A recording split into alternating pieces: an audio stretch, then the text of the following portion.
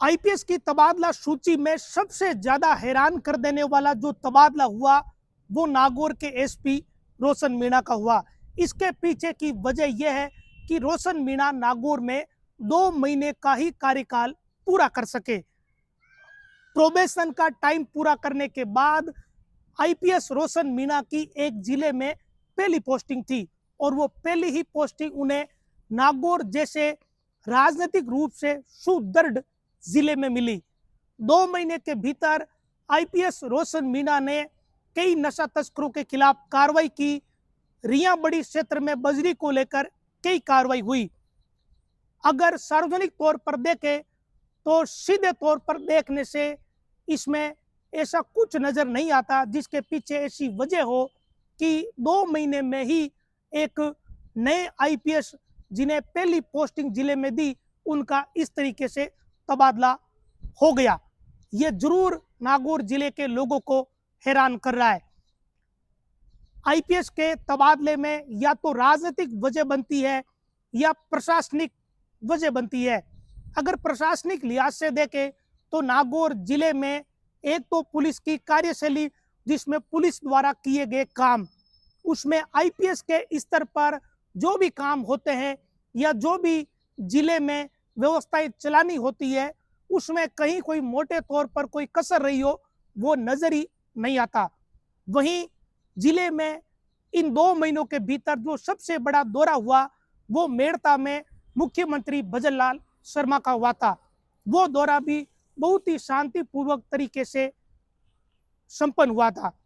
देश के रक्षा मंत्री और प्रदेश के मुख्यमंत्री भजनलाल शर्मा मेड़ता सिटी आए थे, लेकिन वो दौरा बहुत ही शांति से संपन्न हुआ। उस दौरे में ऐसा कुछ नजर नहीं आया कि उसमें किसी अधिकारी पर कुछ थोपा जाए।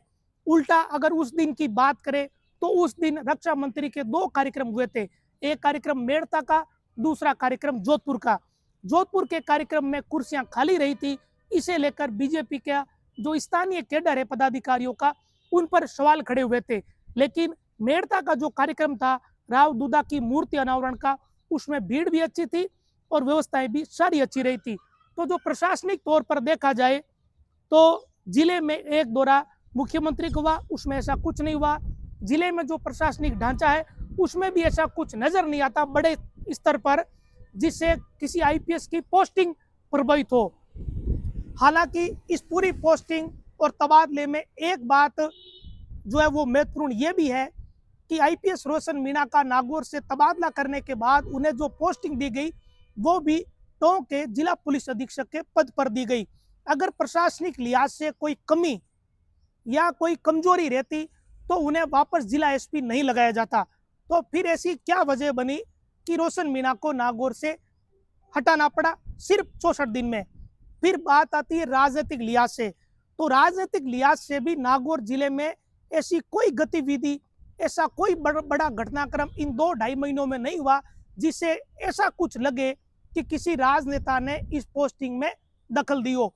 ये बात इसलिए कह रहा हूं क्योंकि 2 महीने में ना तो कोई बड़ा राजनीतिक कार्यक्रम हुआ और ना ही कोई बड़ा घटनाक्रम हुआ जिससे किसी नेता का हित प्रभावित होता हुआ नजर आए।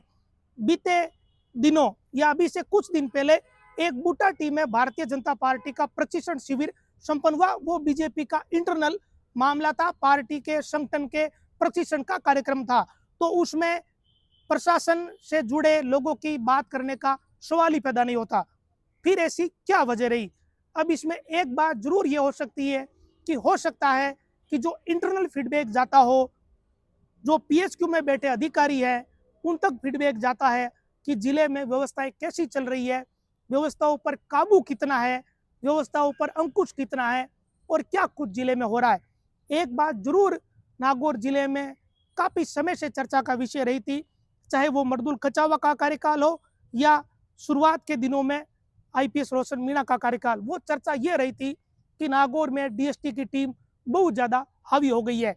हावी इस कदर हो गई है कि जो मेड़ता क्षेत्र की डीएसटी है उसके द्वारा पकड़े गए डंपर और उसके बाद छोड़े गए डंपर और उसकी चल रही है एक जांच, और दूसरा नागौर की डीएसटी का वो वीडियो वायरल होना जिसके बाद पुलिसकर्मियों का सस्पेंड होना।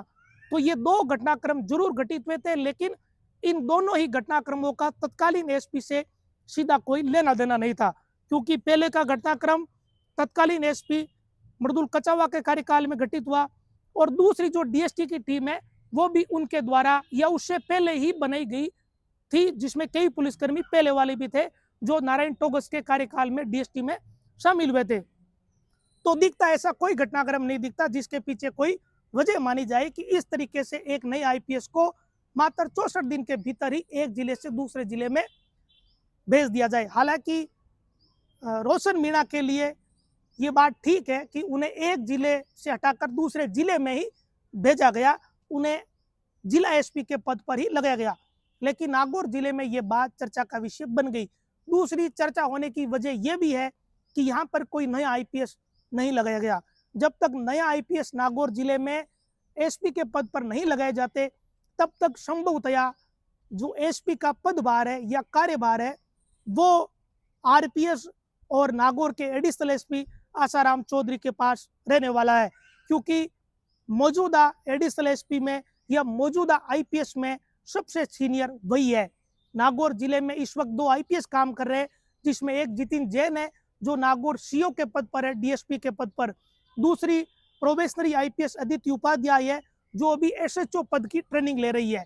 वहीं बाकी के जो एडिशनल एसपी है जिले में कार्यरत वो आसाराम चौधरी से जूनियर है, क्योंकि ये बताया जा रहा कि आसाराम चौधरी आईपीएस बन जाते अगर उनकी उम्र कुछ दिन छोटी रहती। तो इस वक्त सबसे senior additional SP Asaram Chaudhary है, संभवतः उनके पास ही एसपी का पदभार रहेगा, तब तक रहेगा जब तक नए आईपीएस को नागौर जिले में नहीं लगा दिया जाता। अब क्या वजह रही, क्या ऐसे समीकरण थे जो ठीक नहीं बैठे, क्या ऐसी परिस्थितियां रही, वो अभी खुले तौर पर किसी को समझ भी नहीं आ रही, लेकिन कोई ना कोई बात जरूर रही होगी, कुछ ना कुछ ऐसा जरूर घटित हुआ होगा, या सीधे रोशन मीणा का इससे मतलब नहीं हो, लेकिन उनके अंडर में काम करने वाले जिले के जो तमाम पुलिसकर्मी हैं, जिसमें निचली कड़ी कांस्टेबल से लेकर एडिशनल एसपी तक उनके ही अधीन काम करते हैं, कुछ ना कुछ ऐसी बात जरूर रही है, या कोई घटनाक्रम हो सकता है जिसकी वजह से कोई फीडबैक गया हो और नतीजा इस लिस्ट में उनका नाम आना। और अगर ऐसा नहीं है तो फिर इसे एक सामान्य तबादला माना जाएगा, क्योंकि नागौर राजनीतिक रूप से बहुत परिपक्व जिला है। ऐसे में जब रोशन मीणा का यहाँ पर तबादला हुआ तब भी लोगों ने चर्चा की कि ये नए आईपीएस बने हैं और नए आईपीएस को नागौर जैसे जिले में लगाया। उस पोस्टिंग को भी लोगों ने हैरानी भरी नजर से देखा था, क्योंकि नागौर में अब तक काफी सालों से देख सकते हैं जिस भी आईपीएस को पोस्टिंग दी गई है, या तो वो अगर आईपीएस कैडर का रहा सीधा तो भी उसका दूसरा तीसरा चौथा जिला नागौर रहा, और आरपीएस से कोई आईपीएस बने तो वो तो पहले से ही परिपक्व और मैच्योर होते हैं। ऐसे ही अधिकारियों को नागौर में पोस्टिंग दी गई थी, लेकिन रोशन मीणा इसमें अपवाद थे, उन्हें पहला ही जिला नागौर दिया गया और 64 दिन के बाद ही उनका तबादला कर दिया। नमस्कार।